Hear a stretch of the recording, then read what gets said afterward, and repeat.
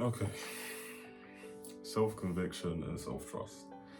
Now, first of all, we need to understand what self-trust is and what conviction is.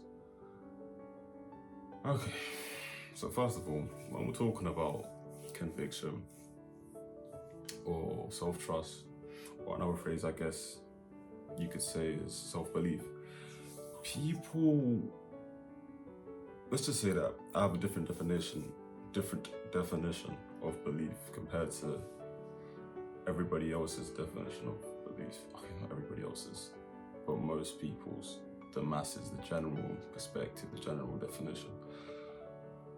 Now, when you think about belief, you generally think about someone who trusts in something. When you say you believe in someone, you mean you trust in them. For example, say you're watching football and it's the World Cup. Yeah, you're watching football and it's the World Cup. If you don't watch football, you don't know that is. Say you're watching basketball and it's the finals, okay? And this player is about to take a game-winning or game-losing shot at the end of the final quarter, or at the end of the final minute, depending on which football or basketball. You still understand what I'm saying? You, depending upon, your opinion of this player, have a lot of self-belief, a lot of belief in this player.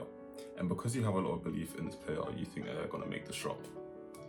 And whether they make the shot or not is irrelevant.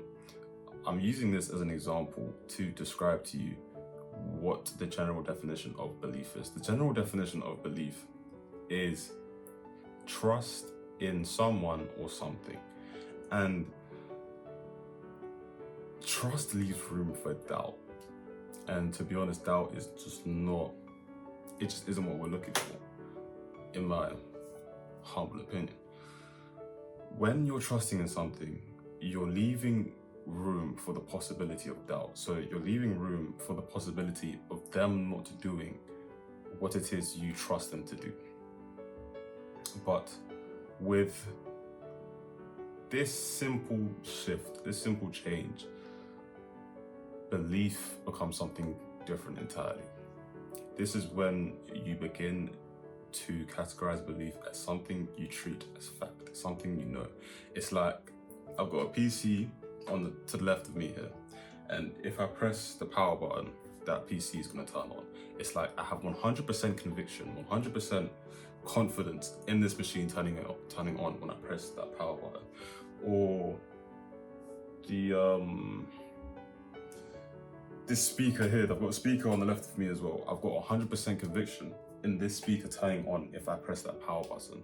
Or my LED lights over here, I've got LED lights over here. I've got 100% conviction in these LED lights turning on if I press the switch on for the plug that is connected into, or I literally just press the on or off button for the remote.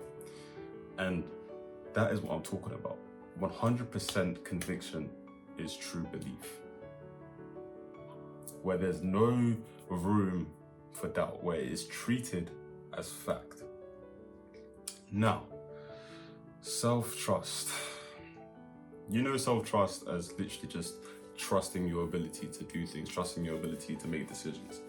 And yeah, cool, that's what it is. But self-trust is built by doing things in accordance with your word. You know what? Imagine it like this. Imagine it like there's a bar. Okay, not a bar, forget the bar analogy. Imagine that there's just a number. And when you do something in accordance with your word, or you take an action that you know you should be taking, that number increases by 1. The number starting at 0, by the way, if you aren't aware. Okay, now, self-trust, it's something your mind takes count of. Your mind keeps score of the times where you say you're going to do something and you don't do it, and the times where you say you're going to do something and you do it. And like I said, because imagine it as a number, the number can also decrease. It can also go into the negatives. So when you take an action and it is not in accordance with your word, or it is an action that you know you should not be taking, or it is the inaction of something the inaction of an action that you should be taking, the not doing of an action you should be taking, that number decreases to -1, and -2, -3, -4, and so on. So it can go both ways. Your mind is always keeping score, and that number, you can't really quantify it, because obviously you don't take account of every single fucking time you've done something and it was in accordance with your word, or you haven't done something and you said that you're going to do it. So it's like, you can't really quantify it. But back to the main point, your self-trust is literally just like a number that goes up and down. The higher that number is, the easier it is for you to believe in yourself. And remember, when I say believe in yourself, I am not talking about trusting yourself, even though the phrase is self-trust. Bit of a juxtaposition, but here you get what I mean. I'm not talking about trusting yourself. I am talking about knowing that you can do something. 100% belief. There is no doubt whatsoever.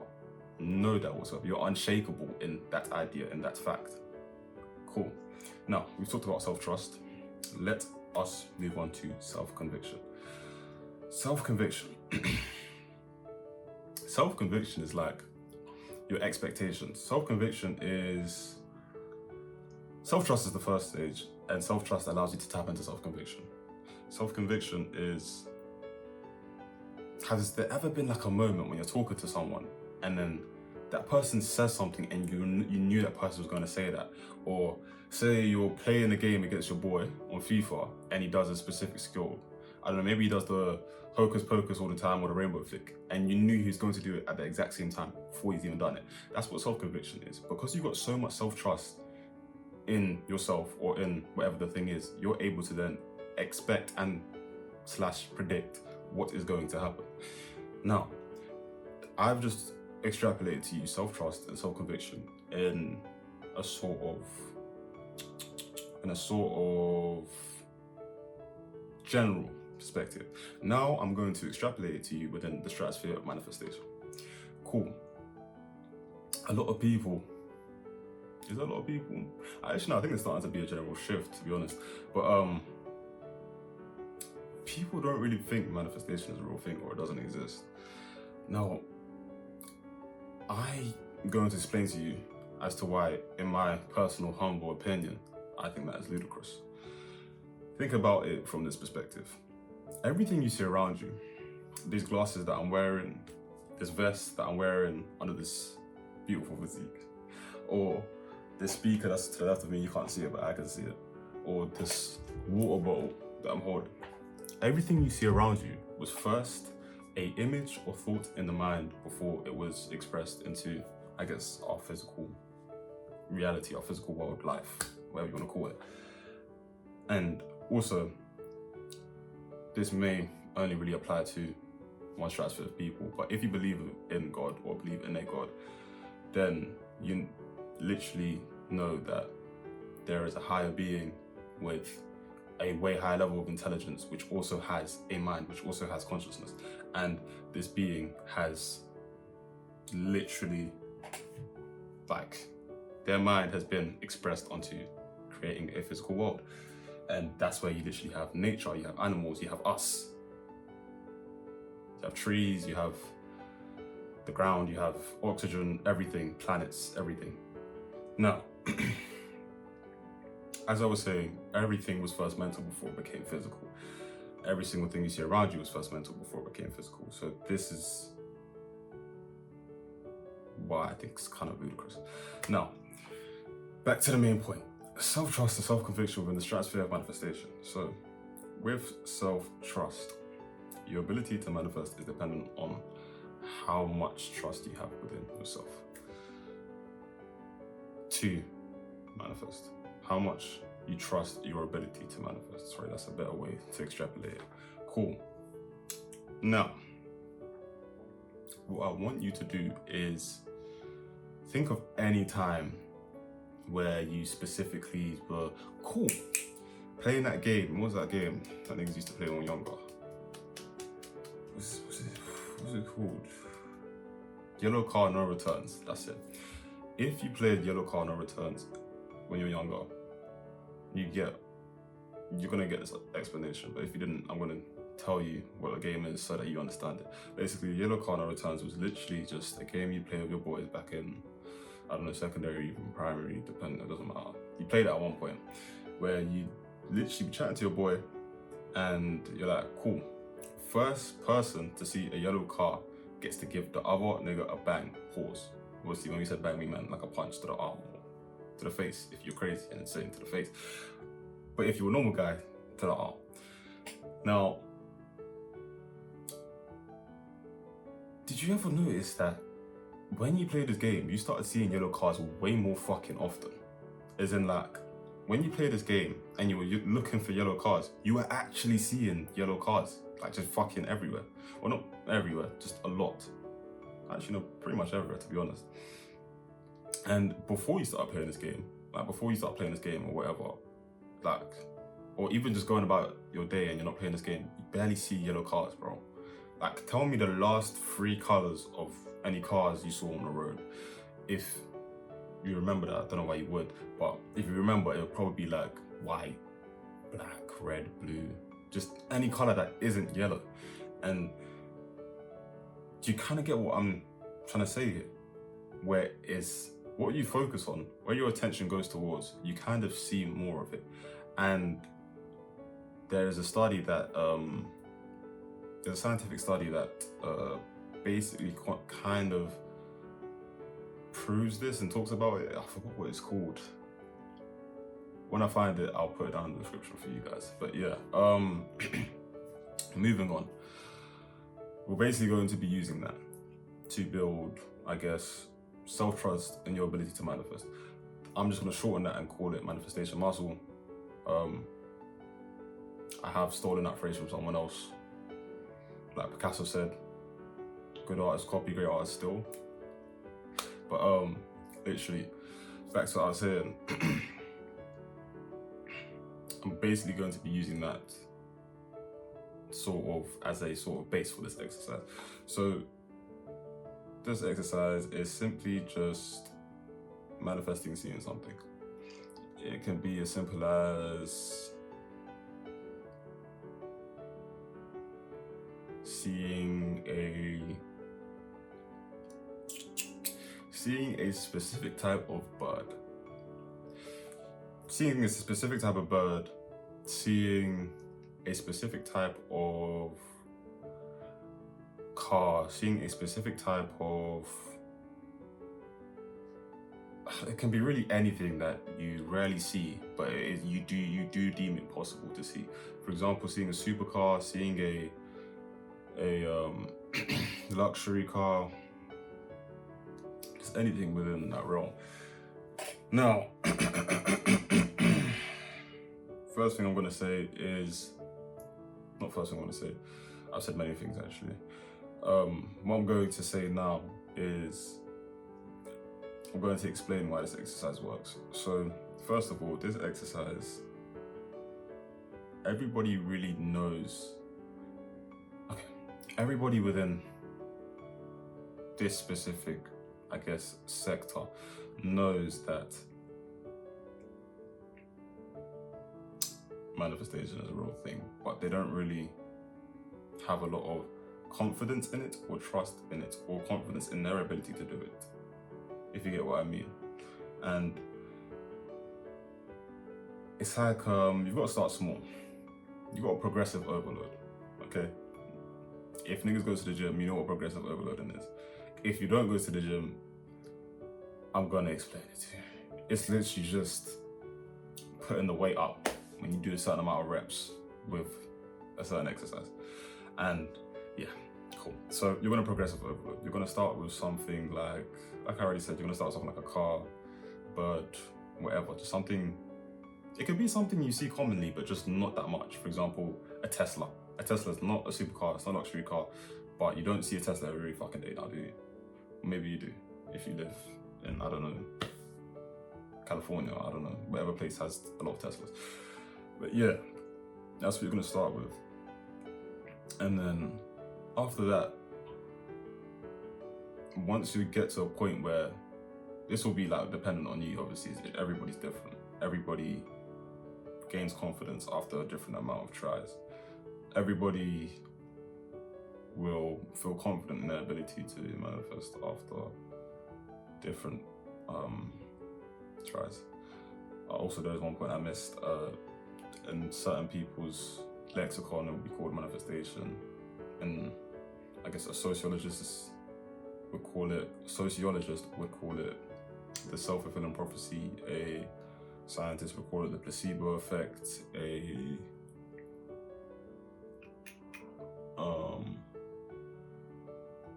Religious people might even call it a miracle instead of manifestation, or spiritual people might even call it, actually, I think spiritual people only call it manifestation. I don't know what else they call it. But yeah, it doesn't matter what you fucking call it. At the end of the day, all that matters is you know that it's a real thing and how to approach it. Now, oh no, prayer, that's it, yeah. Is what the fuck is you know how to approach it. Anyways, as I was saying, so the point of this exercise is to build self-trust in your ability to manifest, and by building this self-trust, you can tap into self-conviction. This is how people manifest without even doing any of the techniques or whatever, like the fucking writing affirmations or the visualizing or the I don't even know. Those are the only techniques I know of, to be honest. But yeah, self-conviction is when you 100% believe something is going to happen or has happened. Like I said, if I link this back to the first point that I made about self-conviction, before I was talking about within the stratosphere of manifestation, I literally said, has there ever been a moment where you were talking to someone or you were playing a game against someone and they said something or they did something and you knew they were going to do it before they did it? There was a self-conviction. But with this knowledge in mind, self-conviction is not something you should pedestalize because you do it every single fucking day. It is just something you should now be conscious of. Now,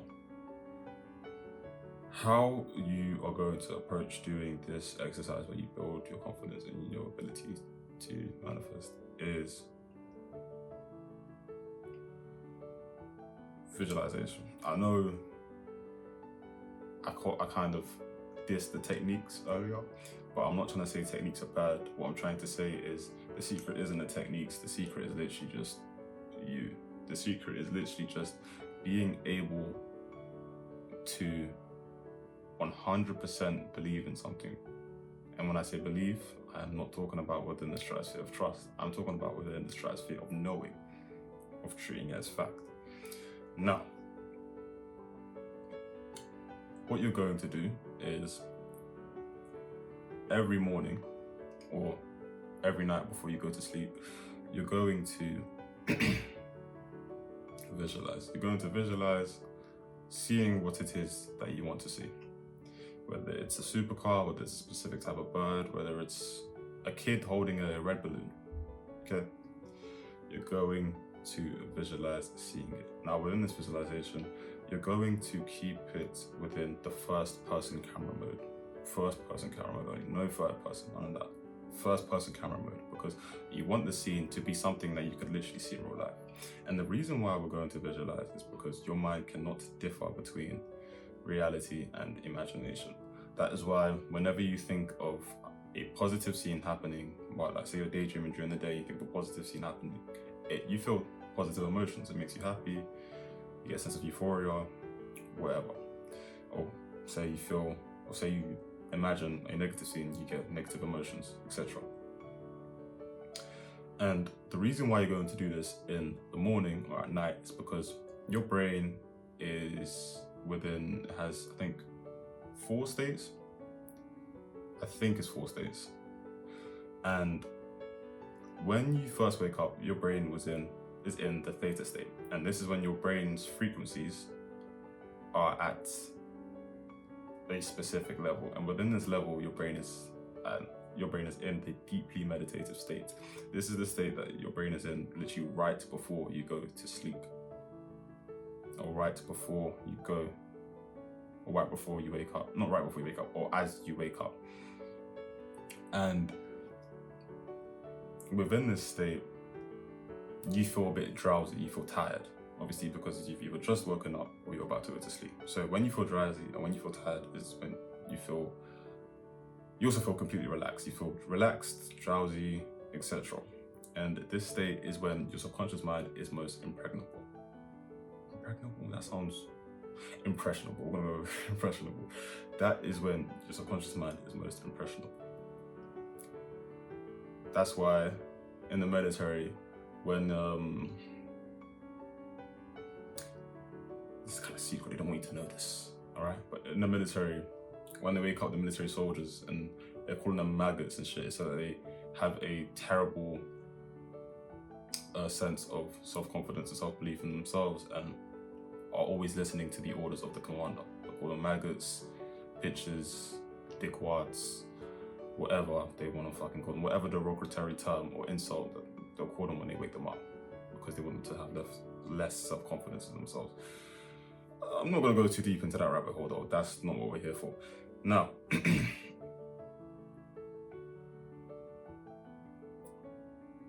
when visualizing, you want to keep it short, about 1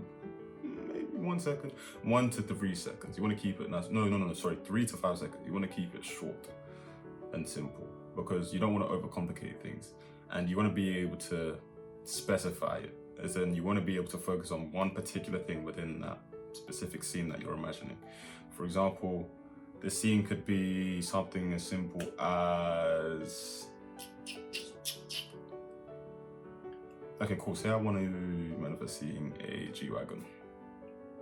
What I'm going to focus on, for me personally, what would be easy for me to focus on and easy to repeat, would be the back circle, I believe it's a circle, like the back part of the G-Wagon, the wheel at the end, the wheel at the back, and the little Mercedes sign in the middle. That's what would let me know, yeah, this is definitely a G-Wagon. This isn't no, I don't know, whatever other truck companies have wheels at the back.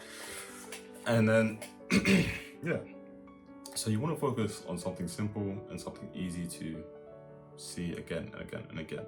And while you're visualizing, you're going to be feeling whatever emotion you'd feel if you suddenly realized, or you came to the realization that you have the ability to manifest. In my case, it was a sense of euphoria or joy. I was like, oh shit, like I can actually do this. Like, damn, bro, this shit's real. Because cool, you indulge in the knowledge, but you haven't taken any physical action, or you haven't actually physically seen it within your life to, I guess, have 100% conviction in it yet. But the whole reason why you do this exercise is to essentially be able to internally feel the emotions of having received or having seen something before your life shows it to you. Have you ever seen those people that are just like really successful in life? Like, and the thing is, there's one thing that most of them have in common. They all are able to feel as if they've already achieved whatever it is that they want to achieve before they even achieved it, before life is even showing it to them. Like, for example, Conor McGregor, in one of his fights, I forgot which fight it was, you literally saw the guy visualizing how he would knock out his opponent, or how he would beat his opponent, or fighting his opponent. And he won that fight. Now, this is not to say that every fight he lost, he didn't visualize, and probably still did. But there's so many different factors as to why he would have lost that time and won that time, etc., etc. But that's not the point here. The point is that when you have 100% conviction and belief in something, poof, it happens. I'm gonna add a part. When you have that belief and conviction, regardless of what your life is showing you, regardless of whatever life you're living, when it's unshakable, poof, it happens. Now, holy shit, this video is on 25 minutes. I don't know if you lot got the attention span for this. Well, you better, otherwise you're just not gonna get the info. Anyways, cool. With all this in mind, have I explained everything? Yeah, I have. With all this in mind, yeah, really just take these actions and yeah, write down some notes that you took. If you're not taking notes, then what the fuck are you watching my video for? Respectfully, because taking notes is actually how you retain information and learn. That's why they made you take notes in school, guys. Come on, man. And yeah, I'll see you guys next time. Bye.